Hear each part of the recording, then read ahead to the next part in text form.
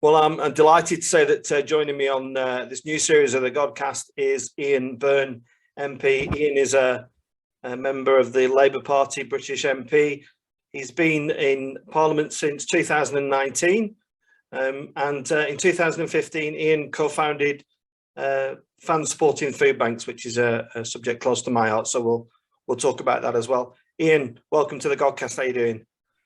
I'm okay, Alex. An absolute pleasure to be on here. Didn't expect an invitation from such an esteemed podcast like yourself, but yeah, I'm delighted to be here. Oh, brilliant. Ian, you've as we record this, we've obviously we've got the recent news of the death of Her Majesty the Queen, and you've been down there in Westminster. What's that been like for you as an experience, just on a human level? Yeah, it was quite somber yesterday, but I think it was a part of history. Being a part of that and seeing what happened yesterday in Westminster Hall, seeing how it all works. So it was quite a moment in time, really, to actually be a part of that, and I suppose quite lucky to be there yesterday and see it all play out. Yeah, I guess something that the public doesn't see too much in is the kind of the human side of politicians, and you know, I've seen politicians of both parties and different political ideologies get together at this time. Have you noticed that yourself? Can you just share a bit of the humanity that we perhaps don't see on the telly?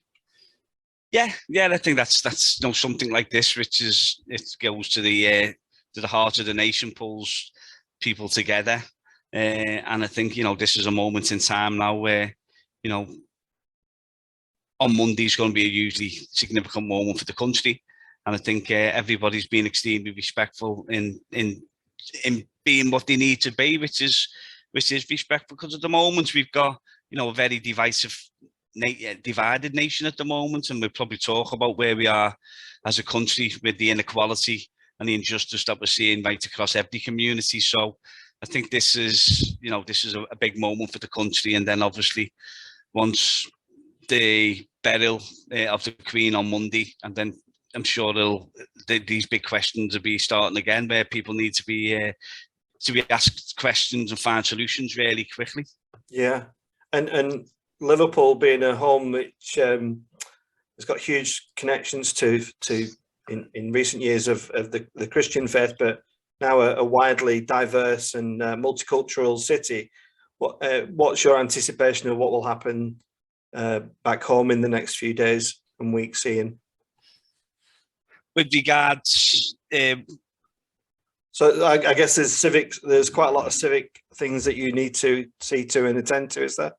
Yeah. There's a memorial mass tonight, and there's other things going on. Yeah, but you know, I think like everywhere else, you know, I think people are extremely respectful of the Queen, and then I think there's questions which people will be legitimately asking about, you know, the direction of the country moving forward. And I think they're really important questions which need to be raised, and we need to be tackling them in a sensible manner, and making sure that everybody's opinions taken on board, and we shape what's going to be an extremely difficult period for this country moving forward. You know, it was already extremely difficult, and then obviously with the loss of the Queen, it just makes it.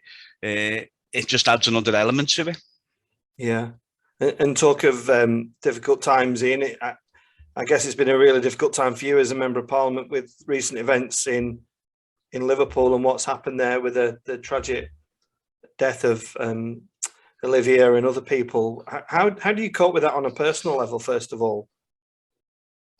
Yeah, it's a good question. It's been extremely difficult for the community, you know, and as the representative, as an MP, as somebody from the area, it's been difficult seeing obviously what happened to Olivia and the family, and it's virtually impossible to comprehend what actually happened that night. And as you said, you know, there was other instances right across the city as well, where innocent people were taken. So it's been a really difficult moment for Liverpool, but the communities have come together. They've done what the police asked them to do. There's information coming in all the time, and I think there's a real steeliness now to ensure that the people responsible for these actions, where an innocent young girl was taken away and ripped out of her family's arms, to justice. And I think that's the overwhelming priority for the city at the moment, and the people within the city, is to ensure that the families get justice.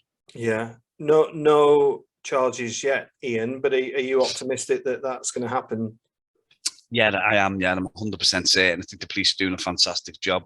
The communities have done a fantastic job of making sure these people are brought to justice. And I'm so, people like that shouldn't be walking the streets. What they did, as I said, was something which, interesting your take on it, was a job that you do, but I think people are struggling to comprehend how you come to terms with something so brutal against somebody so innocent. Yeah. And I couldn't help but notice, seeing that Olivia's death coincided with the anniversary of the death of Rhys Jones, which kind of just on when you think about it, I think that's quite a long time ago, but it gives you some idea of how long the issues and concerns have been there in Liverpool. Do you feel like the city's making progress, or is it a real long slog, this one? Yeah, I mean, it was to happen on the anniversary of Rhys Jones, and obviously what that did to the city and the country, indeed. And yeah, it was that was certainly a difficult one to take as well. And the communities rallied round 15 years ago like they rallied round today. But I think it's really important, Alex, that we appreciate that this isn't a Liverpool specific thing. Nationally, there's a rise in gun crime. There's a rise in knife crime. Nationally, we need to be asking the questions why, across all communities, youngsters often end up in criminality and gangs, and see that as the only option. And I think me as a member of Parliament, having the opportunity to actually raise these questions and ask, again, what I touched on before, the serious questions that need to be asked about the direction of travel of this country, and what we're actually doing to ensure that everybody's got the opportunities to make sure that their future can actually be lived out, and they don't feel as though they're living in an air of hopelessness. And where we are now politically and economically, that's a difficult place, because there's lots of people who feel that way. So again, it's serious questions got to be asked, not just the politicians, but yourselves, the church, society in general. What do we want to prioritise? What do we want to prioritise within our communities, and what do we need, and what do we need to ensure that obviously the rise in gun and knife crime can be halted, but how do we do that in a manner which ensures that people have got the opportunity to live out their best future? I'm really passionate about that, Alex. Yeah, I think about this all the time, Ian, if I'm being honest, in the context of food banks, of poverty, of cost of living, of everything. And I ask myself, why? Do you wrestle with kind of the root cause of it all, Ian? And have you got any kind of theories about, what is the fundamental issue behind acts of gang violence and criminality on such a horrific level? It's certainly far above my pay grade, the social and economic analysis. But speaking to many people since what happened to Olivier, and you look at, there's many reasons, and there won't be one size fits all, will there? But if we look at what austerity's actually done since 2010, which has absolutely decimated the ability of local councils to put services on. I mean, Liverpool's lost 68% of its funding. I think we've lost over, I think nationally, 80% reduction in youth work. Is, these sorts of avenues where myself as a child, when we were growing up, we were kept on the state net a lot of the times by, people in youth centres, youth workers, people that had lived there, knew the area, knew what was actually happening, what barriers were getting put in front of you, what could actually happen if you took the wrong turn in life. And it's just not that there now. We don't see enough of that early intervention. And I think that's really, really important, that with the era of austerity, and obviously that political choice that was made, I think the ramifications of that are clear to see. You touch on food poverty. Well, if you look how many food banks there was in 2010 compared to 2022, there's direct correlation between taking money away from councils and communities, and then and obviously the welfare state, and then seeing exactly where we are now as a nation, which is terrifying. You know, we'll probably touch on the campaign for the right to food and fan supporting food banks, but for me, this is an investment. We need to think about as a country, what do we want to spend our money on? And we need to invest in communities, we need to invest in our youth. We need to ensure that everybody's got the best opportunity to drive forward and have a good, productive life. And unfortunately, I think just so many times where we see this is not happening, and communities and people are getting failed, and that really saddens me. It does. It keeps me awake at night, because as somebody that was brought up in the 1980s in Liverpool, and seeing what a depression did, and seeing the effects that had on, you know, I was around with the explosion of heroin, you know, which absolutely eviscerated my community, but also right across the country, because there was hopelessness, and where that hopelessness was about, people turning to other alternatives. I lost many friends to heroin, young children basically, that would have had really good lives, and that really does keep me awake at night, to be honest. That we can never ever go back in that position, and you know, I really fear at the moment where we are economically and social, our values, we need to absolutely reset. Yeah, I think what you said is really interesting, Ian, because you said that, you know, going back to the 80s, and I thought exactly the same. I've grown up in Burnley, and I can't ever really remember a time where poverty hasn't existed on some level, and but I've never seen it as bad as it has. Why do you think that when it comes to austerity and financial planning in county councils and government, that we haven't woke up and smelt the coffee yet? You know, that these issues that have kind of the issues that began with heroin in the 80s, why have we never just addressed that? Just to quickly finish the point, you know, recently, you know, I spoke to police officer, paramedic, GP, and priests, and many of these people feel that they are like the new social workers of society. Yeah. Where to me that doesn't seem right. That's not really what their role is. Would you agree with any of that? Or no, absolutely. You know, I was, before I become an MP, I've done many jobs, but one was the trade union organizer. And I remember speaking to paramedics. We used to go and speak to them on a regular basis, and their jobs, and certainly from a police perspective as well, they become far more than what their job description is, because obviously the lack of services and the lack of where we are as a society, with basically lots of help just stripped away in the drive for austerity measures, which was again was a political choice. And you know, for me, you know, fundamentally where we are now as a community is completely unbalanced. You know, there's injustice everywhere, there's inequality everywhere. Yeah, I grew up in a council estate in West Derby. Now, we have poverty, but I think what happened in the 80s with the industrialisation, then obviously the destruction of the trade union movement to a degree, that's coming back now. But the influence on wages, conditions, I think what's a really important point to make, Alex, is we run food pantries, and we'll touch on that across Liverpool. 60% of the people who are actually utilising these pantries at the moment are in work. And that old adage, which you'd often I don't want to get too sectarian here, but you'd often Conservative MPs say, work's the route out of poverty. Well, it isn't at the moment. It just isn't, because lots of these jobs, lots of the terms and conditions that people are getting offered aren't given the ability for somebody to put a roof above their head and a meal on the table. And that's a fundamental imbalance where we are in society. And you listen to some of the comments that are being made by the trade union leaders at the moment, and they're representing their members. And I know within our pantry, we had a nurse in full uniform, a district nurse come up. We've had bus drivers, we've had police officers. You know, we've had people from every facet of society who are now accessing food banks, food pantries, because what they're actually getting paid doesn't cover their costs. This is not like going on holidays and, you know, you're there all this narrative. This is basic, you know, keeping your head above water.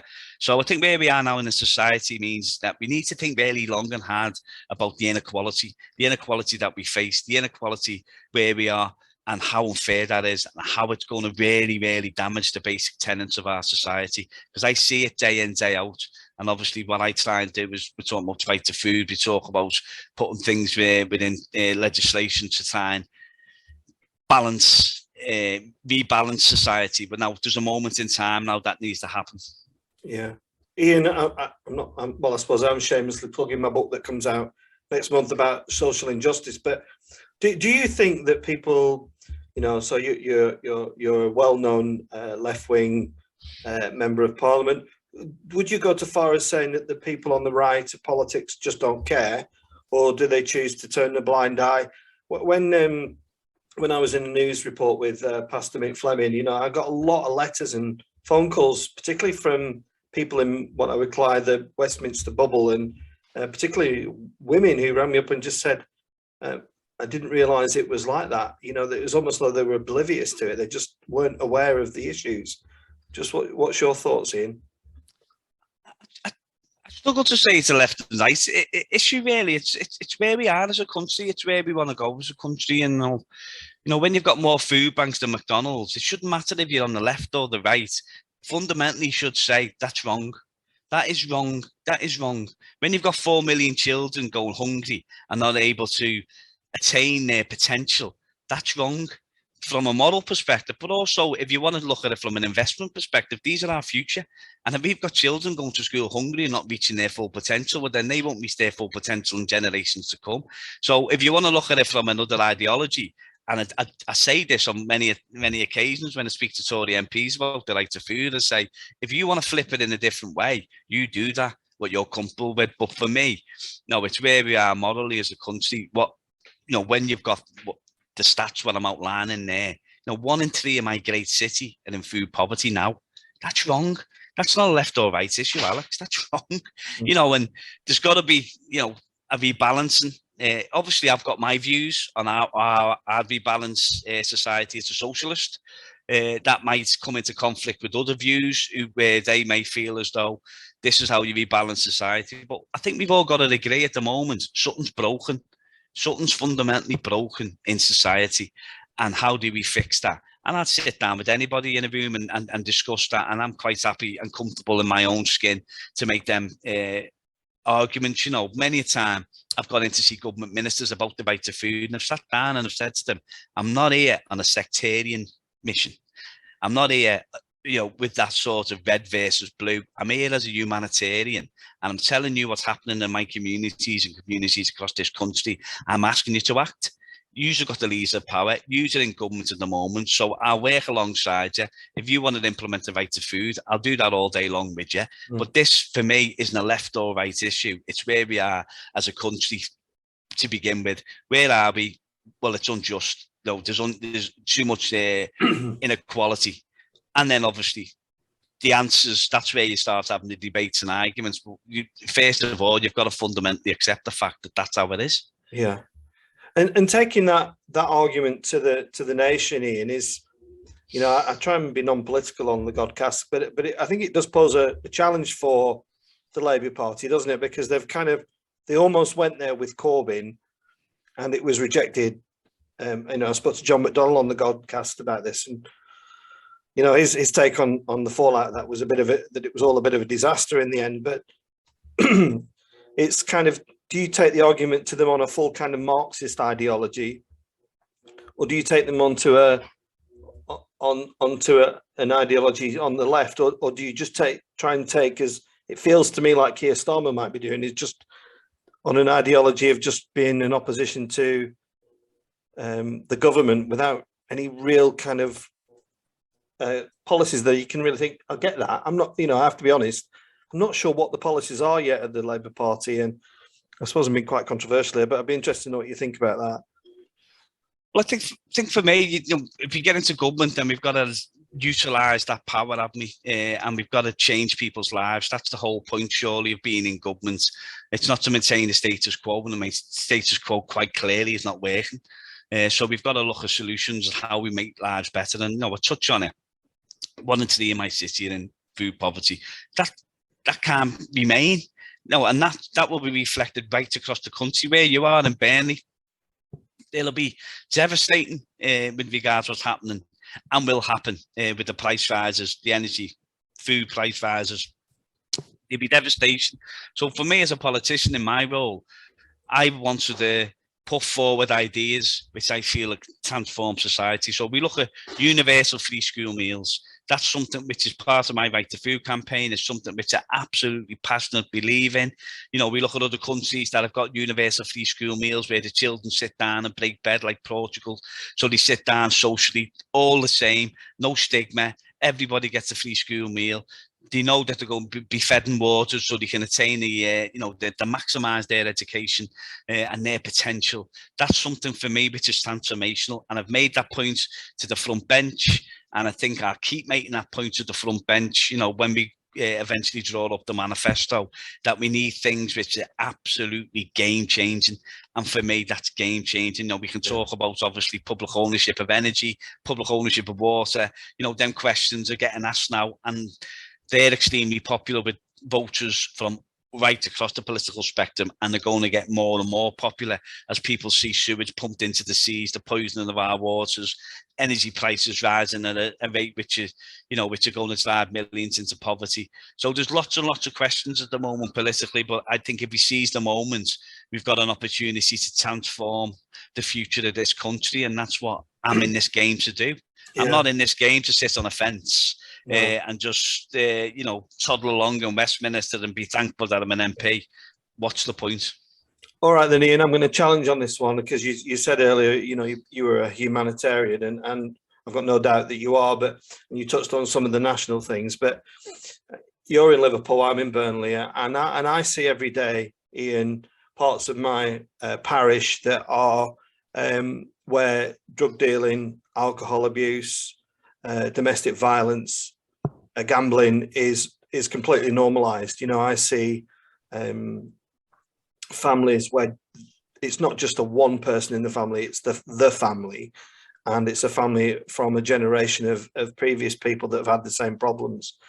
I haven't yet come up with an answer to that, a solution to that question about how we solve that, but I think what you talked about there about free school meals is completely revolutionary. But we need that revolution within our communities, don't we? With our citizens that have seemed to have lost. I worry that it's not just a poverty of wealth; it's a poverty of aspiration, of poverty of well-being and role models. And I'm really passionate about that, Ian. And you, with a little bit more expertise in politics than myself, I'm just wondering if you'd share a thought or two on that as well. I think that's a really good question, and it comes down to hope for me. You got to be painting a vision, haven't you, where everybody in society's got an opportunity. Everybody can do something good. We can touch on many different things, Alex. Maybe a universal basic income would give somebody the potential to do something which they wouldn't be able to do normally, and can do something in society which is transformational in their own way. I work with many, many different people who do small things which then become massive and then transform societies, volunteers. I think, again, it goes back to my basic tenet, what I said before, what do we want from society? What do we want to see? What communities do we want to live in? How do we want to, benefit? Use your position to benefit whatever your position is to benefit society. When I was a cab driver, I used to love taking people from across the world around Liverpool, showing them to places, talking about what it means to be a Liverpudlian, pushing that sort of elements of what we're about. And that was just in a small way. You think you're making a little difference because you're obviously promoting the image of the. Is he here yet?